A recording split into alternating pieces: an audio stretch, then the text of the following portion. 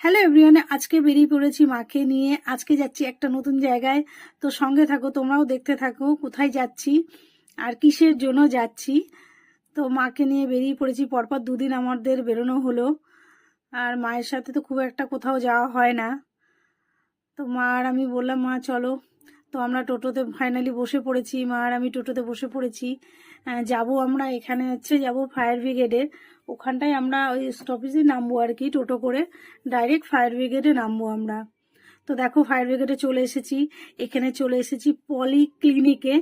তো দেখো তোমরা, আমরা এখানেই এসেছি আর কি।